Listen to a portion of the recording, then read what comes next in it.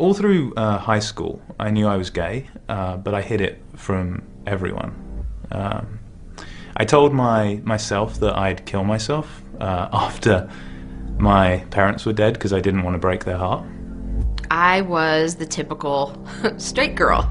I had the boyfriend, I was the president of my high school, I played sports, but I knew I was different. I felt like I had to be this, masculine, normal guy that, because people constantly say to me now, you don't seem gay to me. Like, I would have never known unless you had told me. I would go to bed at night and I would pray to God that I wasn't gay. The community that I had as a child was hating me and preaching to others to hate me and think something was wrong with me.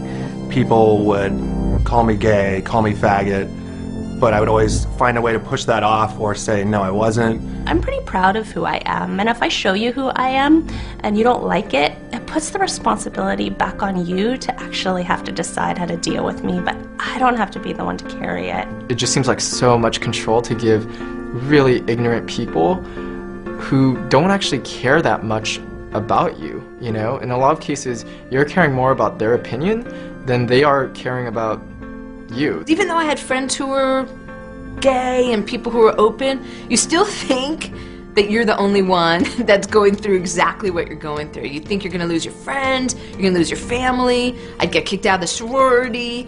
Nobody from high school would like me again. Telling my parents actually took the longest, which is surprising because they're very liberal and it was not something that I thought they would have a problem with. I told them that I loved them, that I was their son, and my brother's brother, and that in addition to all those things, I was gay. I went through a really deep depression, feeling that I wouldn't be loved by my family anymore in the way that I had been loved before I came out.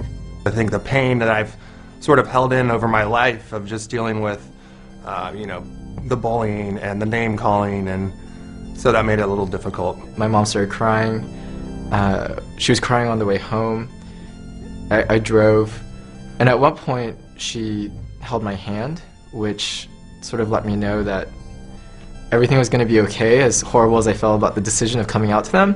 And then this one Christmas, Mum went out and bought me some clothes, and they were like super tight and super gay, and I realized that things were better.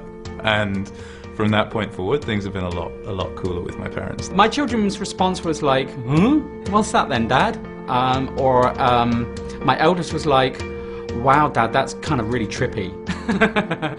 It's been a series of baby steps over the years, but now my partner gets birthday cards and Christmas gifts from my family, which is huge, and I never thought I would live to see that day. I certainly think my mom saw me getting a husband and a few kids, and she did say that she mourned a few dreams for me when I first told her.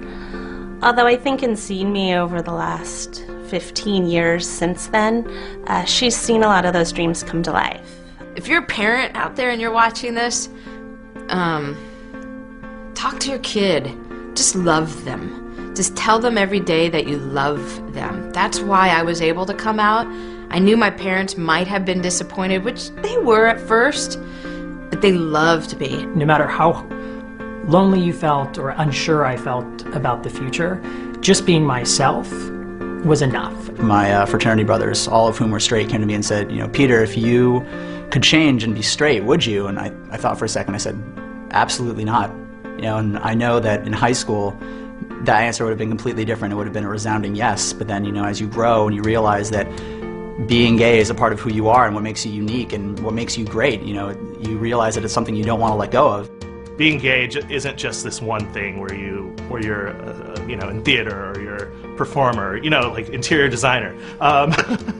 We do all things. I mean, I work in online advertising sales, and we have engineers, and we have people who do all kinds of valuable things. So just remember that. Make baby steps. Find someone that you really trust, and tell them how you feel. It really helps to just get that burden off and just talk to one person, maybe your closest friend, maybe a close family member, a teacher, a guidance counselor, and just let them know how you're feeling. And it doesn't have to be a huge announcement. There are people around you who care about you, and ultimately that care and that love that's there, that transcends everything else. You can be brave and you can make your way through it. Like, it gets better, it gets much better, and what you go through now will help define you and help make you a stronger person in the future. So I need you youth who are out there, those of you who are in junior high and high school, I need you to stay around. I need you to make this world a better place for my daughter. I don't want her to ever think twice about not telling people that she has 2 moms. So if you're out there and you're struggling, I need you to stay around because I need you. I need your help. I need you to, you know, be your authentic self and make this world just better for my little girl. Bullying also happens online just like it does offline. And when that happens, it's a really terrible thing and something we want to work to stop, and we need your help. If you see anything that shouldn't be on Facebook, we have a link on every page. Report this content, use it. Help us make sure that Facebook and other places online are used as they should be.